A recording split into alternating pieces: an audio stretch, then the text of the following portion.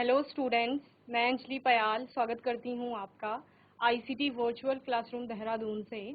कैसे हैं आप सब लोग?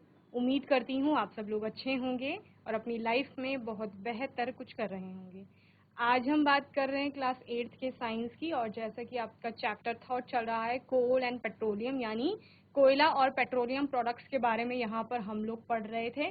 तो बहुत सारी चीज़ें आपने पढ़ ली थी। सेशन आपका स्टार्ट हुआ था, जब आपका ये चैप्टर स्टार्ट हुआ था तो कहाँ से शुरू होता है? रिसोर्सेज से, यानी संसाधन क्या होते हैं। तो हर एक वो चीज संसाधन है जो हमारे किसी न किसी काम में आ रही है, उसको हम संसाधन बोलेंगे। ये संसाधन आपके प्रकृति से भी मिल सकते हैं या फिर आप इनको बना भी सकते हैं। तो प्राकृतिक संसाधन भी होते हैं, कृत्रिम संसाधन भी होते हैं। ठीक है, इस तरह से हम इसको पढ़ रहे थे। तो कोल एंड पेट्रोलियम में आपने सबसे पहले रिसोर्सेज की बात की। In our everyday life we use a large number of materials for our basic needs. ठीक है, हमारी जो दिनचर्या है, जो दैनिक लाइफ है, हमारा दैनिक जीवन है, उसमें कुछ न कुछ वस्तुओं को हम क्या करते हैं? अपनी आवश्यकताओं को पूरा करने के लिए उपयोग में लाते हैं। तो ऐसी सारी वस्तुएं जो हमारी आवश्यकताओं की पूर्ति करती हैं, उनको क्या कहा जाता है बच्चे? उनको आपका रिसोर्सेज कहा जाता है, यानी संसाधन। हमारी जरूरत है कि हमें भूख लग रही है, हमारे शरीर को भोजन की आवश्यकता है, तो हम सपोज फ्रूट्स खा रहे हैं, तो फल हमारा क्या है? संसाधन। क्यों? क्योंकि वो हमारी भूख को वहां पर मिटा रहा है, यानी कि हमारी आवश्यकता की पूर्ति कर रहा है। ओके, हमें सांस लेना है, उसके लिए हम हवा से ऑक्सीजन ले रहे हैं, तो हवा हमारा क्या है? एक प्रकार का संसाधन हो गया। प्यास लगती है तो पानी का प्रयोग करते हैं। इसके अलावा पानी आप खाना बनाने में यूज कर रहे हैं, वॉशिंग में यूज कर रहे हैं, कई चीजों में आप लोग जल का यूज करते हो, उपयोग करते हो। तो वो क्योंकि आपकी आवश्यकता की पूर्ति कर रहा है, इसलिए वो क्या है? वो एक संसाधन है। ठीक है, तो कुछ संसाधन ऐसे होते हैं जिनको आप प्रकृति से प्राप्त करते हैं, जो प्रकृति से मिलेंगे आपको, उनको प्राकृतिक संसाधन कहा जाता है। वहीं कुछ संसाधन यानी कुछ वस्तुएं ऐसी होती हैं जिनको मनुष्य के द्वारा प्रयोगशाला में या फैक्ट्रीज में, इंडस्ट्रीज में, कहीं पर भी बनाया जा रहा है, तो उनको आपका क्या कहा जाएगा? मैन मेड रिसोर्सेज कहा जाएगा। तो इस प्रकार से आप रिसोर्सेज को दो तरह से पढ़ते हैं, यानी संसाधन आपके दो तरह के होंगे। एक आपका प्राकृतिक संसाधन हो गए और दूसरा कृत्रिम संसाधन। ठीक है, इसके अलावा कुछ संसाधन आपके ऐसे होते हैं जिनको आप पढ़ते हैं कि वो बहुत लंबे समय तक रहेंगे, पर उसके बाद एक समय ऐसा आएगा कि वो समाप्त हो जाते हैं, तो उनको आप क्या बोलते हैं? एग्जॉस्टिबल नेचुरल रिसोर्सेज बोलते हैं। ठीक है, यानी समाप्त होने वाले संसाधन आपके। ओके, इसके अलावा कुछ संसाधन आपके ऐसे होते हैं जो कि आपके कभी भी समाप्त नहीं होंगे, तो वो क्या होता है आपका? उसको अक्षय प्राकृतिक संसाधन या फिर इनएग्जॉस्टिबल नेचुरल रिसोर्स आप कहते हैं। और ये दोनों ही नेचुरल रिसोर्सेज के अंदर में आप पढ़ रहे हो। पहले आपने कहा संसाधन, संसाधन दो तरह से आपने पढ़ लिए, एक आपका क्या हो गया? प्राकृतिक, दूसरा हो गया कृत्रिम। देन आपने कहा कि प्राकृतिक संसाधन भी दो तरह के होते हैं, एक आपका क्या आता है? इनएग्जॉस्टिबल नेचुरल रिसोर्सेज, एंड दूसरा होता है आपका एग्जॉस्टिबल नेचुरल रिसोर्सेज। ओके, तो इनएग्जॉस्टिबल नेचुरल रिसोर्सेज में हम किसकी बात करते हैं? जैसे हम एयर की बात कर रहे हैं, वाटर की बात कर रहे हैं, सनलाइट की बात कर रहे हैं, ये सारी आपकी कैसी हैं? जो आपका हमेशा रहेंगी। ठीक है, किसी भी ह्यूमन एक्टिविटीज के कारण ये क्या नहीं होगी? खत्म नहीं होगी। तो ये कैसे हैं आपके? ये इनएग्जॉस्टिबल नेचुरल रिसोर्सेज हैं, यानी अक्षय प्राकृतिक संसाधन होंगे। ठीक है, इनकी जो सप्लाई है वो क्या है? कभी भी समाप्त नहीं होगी। ऐसा नहीं है कि एक समय ऐसा आ जाएगा कि आपका सूर्य जो है वो प्रकाश देना बंद कर लेगा, या जल जो है वो समाप्त हो जाएगा। जल आपका जो पर्यावरण में या फिर आपके पूरे एनवायरनमेंट में किसी न किसी रूप में रहता है। ठीक है, अब चाहे वो बादलों में है, ग्लेशियर्स में बर्फ के रूप में है, समुद्र में जल के रूप में है, तो कहीं ना कहीं किसी न किसी भौतिक अवस्था में वो पाया जाएगा। सपोज किसी नदी से पानी सूख गया, तो सूख करके वो कहाँ गया? आपका आसमान में गया। आसमान में कैसे गया? वाटर वेपर की फॉर्म में गया, जल वाष्प के रूप में। ऊपर जाकर संघनित होकर बादलों का रूप ले लिया, फिर बादलों से कहीं और वर्षा हो गई, कहीं और वो गिर गया। तो इस तरह से वो यहाँ पूरी तरह से कहीं ना कहीं किसी न किसी रूप में विद्यमान है। तो वो कैसा है? इनएग्जॉस्टिबल नेचुरल रिसोर्स होगा आपका। ओके, यानी अक्षय प्राकृतिक संसाधन जिसे कहा जाता है। ठीक है, जिसके आपकी समाप्त होने की संभावना नहीं है। ऐसा नहीं है कि कभी वो समाप्त हो जाएगा, वो समाप्त नहीं होगा। ओके, नेक्स्ट है आपका एग्जॉस्टिबल नेचुरल रिसोर्स ना। एग्जॉस्टिबल नेचुरल रिसोर्स क्या कहता है? कि आपका मात्रा बहुत अधिक हो सकती है लेकिन सीमित मात्रा है। ठीक है, बहुत ज्यादा हो सकता है लेकिन लिमिटेड है क्वांटिटी। जब किसी चीज की क्वांटिटी लिमिटेड हो जाती है, कोई चीज आपका सीमित मात्रा में है, तो एक समय ऐसा जरूर आएगा कि वो क्या हो जाएगा, समाप्त हो जाएगा। ठीक है, जैसे हम किसकी बात करते हैं, हम कोयले की बात करते हैं, पेट्रोल की बात करते हैं, डीजल की बात करते हैं, यानी पेट्रोलियम प्रोडक्ट जो आपके हैं इनकी बात कर रहे हैं। तो ये सारे आपके कैसे होते हैं, एग्जॉस्टिबल नेचुरल रिसोर्स, यानी बहुत ज्यादा अति दोहन इनका करेंगे, बहुत ज्यादा उपयोग करेंगे तो एक समय के पश्चात ये क्या हो जाएंगे, समाप्त हो जाएंगे। ओके, चलिए, एग्जॉस्टिबल शब्द होता है ऐसा है जिसे पूरी तरह से उपयोग किया जा सकता है। पूरी तरह से उपयोग करने का मतलब वो समाप्त हो जाएगा। जब किसी चीज को पूरा उपयोग कर लोगे तो वो समाप्त हो गया, इसलिए उसके पीछे कुछ भी नहीं रहेगा बाकी। तो यानी एक समय आएगा कि पेट्रोल खत्म हो जाएगा, डीजल खत्म हो जाएगा या कोयला खत्म हो जाएगा, तो वो क्या है, वो एग्जॉस्टिबल नेचुरल रिसोर्स है। दूसरा, उनको बनने में कई लाखों वर्ष लगते हैं। अगर आप पेट्रोलियम की बात करो या फिर आप कोयले की बात करो तो उसको बनने में बहुत ज्यादा समय लगता है, लाखों, कई लाखों वर्ष लगते हैं। इतने वर्षों, ये एक ह्यूमन एज तो कितनी होती है, 60, 70, 80 ईयर्स की, इतने साल में नहीं बन पाएगा। ठीक है ना, कई लाखों वर्ष लगेंगे जब दोबारा कोयला आपका बनेगा। कोयले का बनने में इतना प्रोसेस है आपका, इतना लंबा। तो इस तरह से आप इसको पढ़ते हैं कि कोयला हो गया, पेट्रोलियम हो गया, ये आपके मिनरल्स होते हैं, आपके वन हो गए, वन्य जीव हो गए, ये सारे क्या है आपके एग्जॉस्टिबल नेचुरल रिसोर्स हैं। तो इनका सीमित मात्रा में हम उपयोग करेंगे। इसके अलावा फॉसिल फ्यूल के बारे में हम लोग पढ़ेंगे। ठीक है, अब फॉसिल फ्यूल क्या है, फॉसिल फ्यूल्स में आपका दो वर्ड है, एक फॉसिल है, दूसरा फ्यूल है।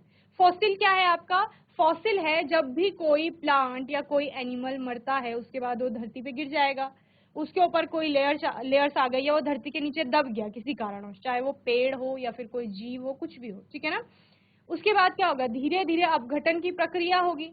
जैसे अगर हम किसी एनिमल की बात कर रहे हैं, उसकी स्किन आपका डिकम्पोज होना स्टार्ट करेगी, देन उसके इंटरनल ऑर्गन्स जो होंगे वो डिकम्पोज होंगे, धीरे धीरे उसकी बोन्स है वो डिकम्पोज होना स्टार्ट करेंगी। इसके बाद जो रिमेनिंग पार्ट रह जाता है उसका, चाहे वो प्लांट का हो चाहे एनिमल्स का हो, तो जो रिमेनिंग पार्ट रह जाता है कई लाखों वर्ष पूर्व जब आप के बाद आप जब देखेंगे तो उसको आपका क्या कहा जाएगा, फॉसिल्स कहा जाएगा। समझ रहे हैं, यानी एक पेड़ या एक जानवर कोई भी वो मर गया, वो दब गया किसी के कारण धरती की सतह के नीचे, और फिर क्या हुआ आपका, धीरे धीरे डिकम्पोजिशन स्टार्ट हुआ, और कई वर्षों पूर्व के पश्चात आपने जब देखा कि वहां पर क्या रह गया है, तो शायद आपके एनिमल्स की कुछ हड्डियां रह जाएंगी या फिर प्लांट्स का भी कुछ रिमेनिंग पार्ट रह जाएगा। तो जो भी बचा हुआ या अवशेष जिन्हें हम कहते हैं वो रह जाएंगे, उनको ही आपका क्या कहा जाता है, फॉसिल्स कहा जाता है, यानी जीवाश्म कहा जाता है। ओके, तो फॉसिल्स क्या है, fossils means remains of dead plants and animals. क्या कहा गया, मृत जो आपके पौधे हैं या जानवर हैं उनके क्या है, अवशेष हैं, animals obtained millions of year ago. ठीक है, जो आपके बहुत साल पहले दब चुके थे उनके अवशेष जो मिले हैं उन्हीं को फॉसिल्स कहा जाएगा। Now what is fuel, fuel क्या होता है, fuels materials which are burn to produce light and heat. Fuel आपका क्या है, ऐसा सब्सटेंसेस होते हैं, ऐसे पदार्थ होते हैं जिनको जलाया जाता है, और उनको जलाने पर क्या होगा, बहुत ज्यादा मात्रा में ऊष्मा उत्पन्न होगी और प्रकाश उत्पन्न होगा, यानी उजाला होगा और गर्मी होगी। तो जो जलने पर ये सब आपको दे रहे हैं वो सारे आपके क्या हैं, फ्यूल्स हैं। अब दोनों को कंबाइन कर लो, हमारे पास वर्ड क्या था, फॉसिल फ्यूल था। तो fossil fuels are the fuels formed by natural processes such as decomposition of dead and buried organism. Okay, क्या कहा गया, जो वो फॉसिल्स मिले थे ना आपको, वो फॉसिल्स ही फ्यूल में कन्वर्ट हो रहे हैं, तो उन्हीं को क्या कहा जा रहा है, फॉसिल फ्यूल कहा जा रहा है। ओके, तो इस तरह से आप फॉसिल फ्यूल के बारे में पढ़ते हैं, जिसमें कि आपका कोल आएगा, ऑयल आएगा, नेचुरल गैसेस आएंगी, ठीक है, कैरोसिन, ये सारे आएंगे आपके किसमें, फॉसिल फ्यूल में। ओके, जल्दी से इसे नोट करेंगे फिर आगे पढ़ेंगे। चलिए,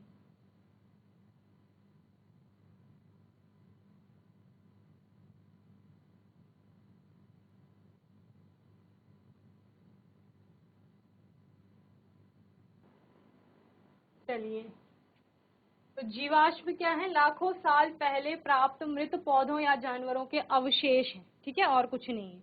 अवशेष यानी जो रिमेनिंग रह गया था, जो बच गया था, जिसका पूर्ण रूप से अपघटन नहीं हो पाया। ईंधन क्या है, वे पदार्थ हैं जिनका दहन प्रकाश और ऊष्मा उत्पन्न करने के लिए किया जाता है। ठीक है, ये अवशेष है आपके जीवाश्म।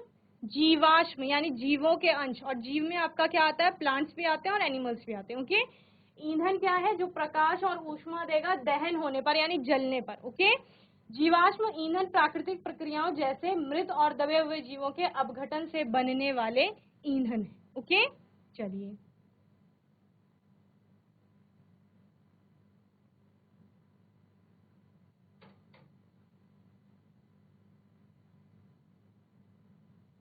अब टाइप्स क्या क्या है, जब आप जीवाश्म ईंधन की बात करते हैं या जीवाश्म ईंधन की बात करते हैं तो ये बेसिकली आपका यहाँ पर 3 टाइप के आप पढ़ोगे। एक आपका आएगा कोल, दूसरा आपका आएगा पेट्रोलियम और तीसरा आएगा नेचुरल गैसेस। ओके, यानी कोयला हो गया, पेट्रोलियम हो गया और प्राकृतिक गैसें हो गई। ठीक है, कोयला, पेट्रोलियम, प्राकृतिक गैस तीनों ही आपको कहाँ से मिलेंगी, क्योंकि आप जीवाश्म ईंधन की बात कर रहे हैं, क्योंकि आप जीवों के अंशों की बात कर रहे हैं, क्योंकि आप फॉसिल्स के बारे में पढ़ रहे हैं, तो ये आपको धरती के नीचे से मिलने वाले हैं। यानी कोयला भी आपको धरती के नीचे की, धरती की सतह जो उसके नीचे से मिलेगा, पेट्रोलियम, प्राकृतिक गैस सभी वहीं से मिलेंगे और सभी आपके क्या है, जीवाश्म ईंधन है। ओके, चलिए सबसे पहले आप लोगों ने जीवाश्म ईंधन में कोल के बारे में पढ़ना है। कोल क्या होता है आपका, कोयला क्या है, कोयला आपका एक काला पदार्थ होता है। ठीक है, ब्लैक सब्सटेंस है, एक आपका हार्ड एज स्टोन, पत्थर की तरह क्या है, कठोर है, जो कि आपका एक क्या है, फ्यूल होता है, ईंधन होता है, जो कई काम में आपके उपयोग में आता है, जैसे खाना बनाना इंडस्ट्रीज में आता है, थर्मल पावर प्लांट्स में आता है। ठीक है, एनर्जी जनरेट करने के लिए आता है, कई जगह ये काम में आता है। ठीक है, so coal is a black substance that is a hard as stone. ठीक है, that is as hard as stone, जो कि क्या है, आपका पत्थर के समान कठोर है। One of the fuel are use, one of the fuels use to prepare food is coal. ठीक है,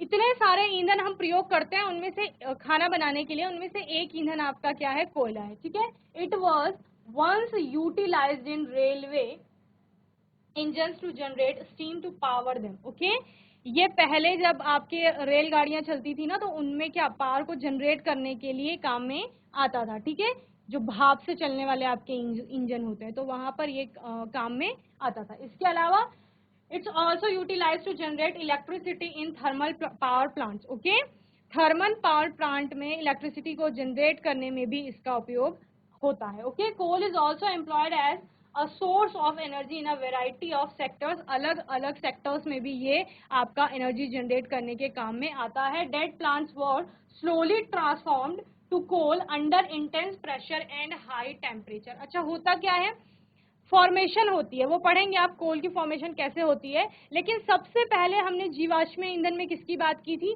कि कोई पेड़ था, कोई जानवर था जो मर गया और मरने के बाद आपकी धरती की सतह के नीचे दब गया, धीरे धीरे धीरे उसमें और मिट्टी की परतें चढ़ती चली गई।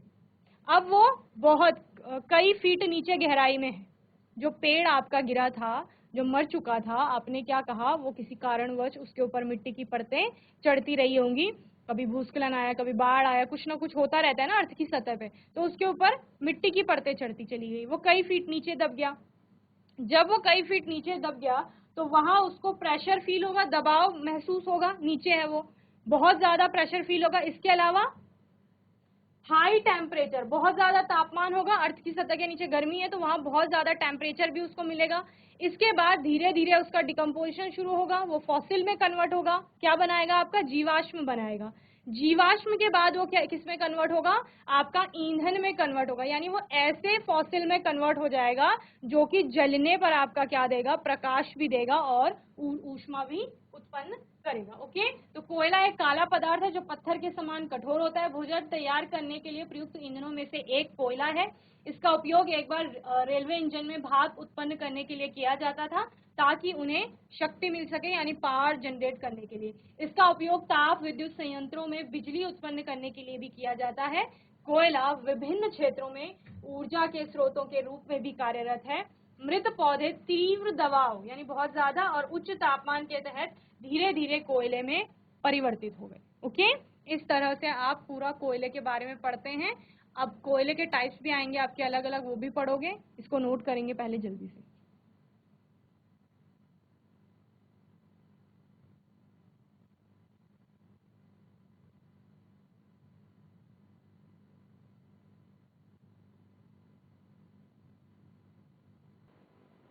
चलिए, ये आपका कोयला हो गया।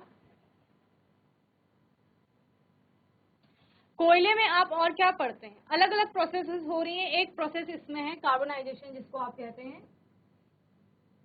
ये क्या है, ये एक प्रोसेस है, बहुत लंबी प्रक्रिया है जहां पर आपका क्या होगा, जो डेड प्लांट से आपका फॉसिल्स बना था वो फ्यूल में जब कन्वर्ट होगा, बेसिकली वो क्या है, कार्बन कंटेंट है आपका, कार्बन बन रहा है तो उसको कार्बनाइजेशन कहा जाता है। So carbonization is the lengthy process of converting dead plants into coal, because coal is primarily made up of carbon. ठीक है ना, कोल आपका क्या है, मेनली कार्बन है, और क्योंकि आपका मुख्य जो उसका क्या होगा, कॉन्स्टिट्यूएंट होगा वो कार्बन होगा, इसलिए जब कोल की फॉर्मेशन हो रही है तो उसको क्या कहा जाता है कि कार्बनाइजेशन, क्योंकि कार्बन बन रहा है वहां पे। Okay, so coal is classified as a fossil fuel since it was created from the leftover of plants. Okay, आपका कोल क्या है, क्योंकि इसको फॉसिल फ्यूल में क्यों वर्गीकृत किया गया, फॉसिल फ्यूल के अंतर्गत इसको क्यों पढ़ रहे हो, क्योंकि ये आपका जो प्लांट्स थे उनके लेफ्ट ओवर, जिसको आप रिमेनिंग पार्ट्स कह रहे हो, उनसे बन रहा है, इसलिए इसको फॉसिल फ्यूल में रखा गया।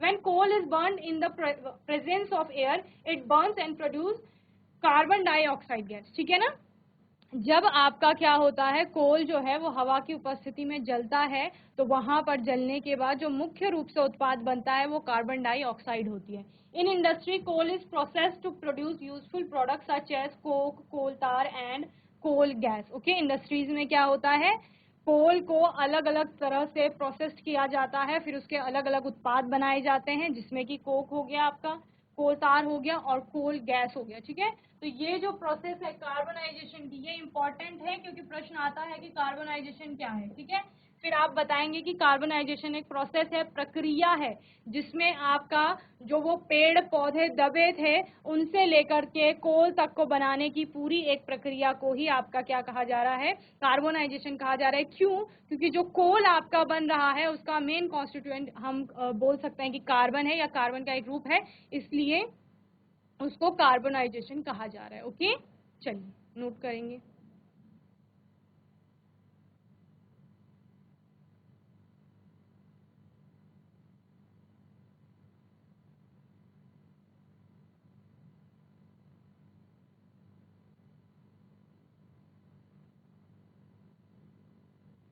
चलिए, तो कार्बनाइजेशन मृत पौधों को कोयले में बदलने की एक लंबी प्रक्रिया है, क्योंकि कोयला मुख्य रूप से कार्बन से बना हुआ होता है। ओके, कोयले को जीवाश्म ईंधन के रूप में वर्गीकृत किया गया है, क्योंकि ये पौधे के अवशेषों से बनाया गया था या उससे बनता है। जब कोयले को हवा की उपस्थिति में जलाया जाता है तो यह जलता है और मुख्य रूप से कार्बन डाइऑक्साइड गैस उत्पन्न करता है। उद्योग में कोयले को कोक, कोल तार और कोल गैस जैसे उपयोगी उत्पादों के उत्पादन के लिए संसाधित किया जाता है। ओके, चलिए, अब कोल के आप 3 टाइप पढ़ेंगे। ठीक है, क्या क्या, जब आप सॉलिड फॉर्म में उसे देखेंगे, ठोस अवस्था में, तो वो आपको कोक के रूप में मिलेगा। ठीक है, ये जब आप उसको लिक्विड स्टेट में देखेंगे, कोल आपका लिक्विड स्टेट में द्रव अवस्था में मिलेगा तो उसको कोल तार कहा जाएगा। ओके, और जब आप उसको गैसियस स्टेट में देखेंगे तो वो कोल गैस के रूप में आपको मिलेगा। तो 3 टाइप हो जाते हैं उसकी फिजिकल स्टेट के आधार पर, यानी भौतिक अवस्था जो होगी कोल की, कोयले की, या तो सॉलिड स्टेट में मिलेगा कोक के रूप में, या आपको अगर लिक्विड स्टेट में मिल रहा है तो वो कोल तार है, अगर गैसियस स्टेट में मिल रहा है तो वो क्या है, कोल गैस है। ओके, इस तरह से आप पढ़ेंगे। तो सबसे पहले है आपका कोल तार के बारे में आप लोग पढ़ेंगे यहाँ पर, जो कि आपका लिक्विड स्टेट है। ठीक है ना, it's a dark thick liquid with an obnoxious odour. Okay, क्या होता है, ये आपका कैसा है, डार्क है, डार्क काले रंग का होता है। कोल तार आपने देखा होगा, जैसे पिक्चर में दिखाया गया है, रोड को बनाने के लिए इसका उपयोग किया जाता है। तो आपने देखा होगा जहाँ कहीं पर रोड बनती है तो वहां पर कोल तार रहता है। ठीक है, तो वो आपका एक लिक्विड है, थिक लिक्विड है। ठीक है ना, गाढ़ा द्रव होता है एक, जिसमें एक अलग तरह की गंध आती है। It's made up of almost 200 different chemicals. ठीक है, ये आपका लगभग 200 अलग अलग भिन्न भिन्न रसायनों से मिलकर के बना होता है। कोल tar is used as starting material for the manufacture of various substances. Okay, अलग अलग पदार्थों को बनाने के लिए कोल तार आपका प्राइमरी जो आपका सब्सटेंस होगा या जो स्टार्टिंग मटेरियल होगा आपका, ठीक है, उसके रूप में, यानी किसी चीज को बनाने के लिए, अलग अलग चीजों को बनाने के लिए एक प्राथमिक जो अभिकारक होता है या पदार्थ होता है जो सबसे पहले चाहिए आपको, उसके रूप में उपयोग आता है। Use in everyday life and industry such as synthetic dyes, synthetic dyes को बनाने में इसका प्रयोग किया जाता है। ड्रग्स को बनाने में किया जाता है, एक्सप्लोजिव्स को बनाने में किया जाता है, परफ्यूम्स को बनाने में इसका उपयोग होता है। इसके अलावा प्लास्टिक हो गया, paint, photographic materials, roofing materials and so on. Okay, इसी प्रकार अलग अलग चीजों को बनाने के लिए इसका उपयोग किया जाता है। Okay, coal tar is also used to make naphthalene balls which are used to repel moths and other insects। ठीक है ना, ये naphthalene balls को बनाने में भी काम में आता है आपका कोल तार, जिससे कि क्या होता है, आपका जो मॉथ होती है, कीड़ी वगैरह होता है, इंसेक्ट जिनको आप लोग कहते हैं, उनको भगाने में ये काम में आती है, नेफ्थलीन बॉल जो होती है। ठीक है ना। Bitumen, a petroleum product, is now used to metalise roads in place of coal tar. ठीक है, तो पहले आपका जो कोल तार होता था उसका प्रयोग किया जाता था रोड्स को बनाने में, उसको किसने रिप्लेस किया है, बिटुमिन ने रिप्लेस किया है, जिसका अभी उपयोग हो रहा है रोड्स को बनाने के लिए। ओके, तो इस तरह से आप कोल तार जो कि आपका लिक्विड स्टेट है, द्रव अवस्था है आपकी, कोल की, कोयले की यानी, उसके बारे में पढ़ा आपने। ठीक है ना, चलिए जल्दी से नोट करेंगे सर।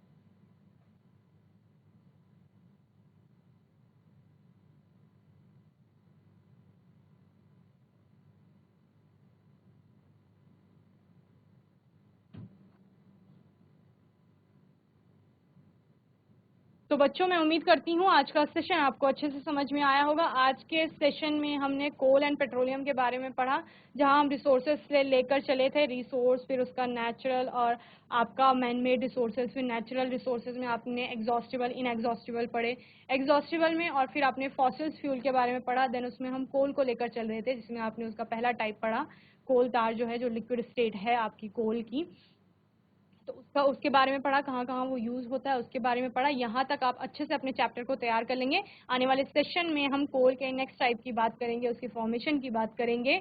और तब तक के लिए आईसीटी वर्चुअल क्लासरूम से जुड़ने के लिए धन्यवाद।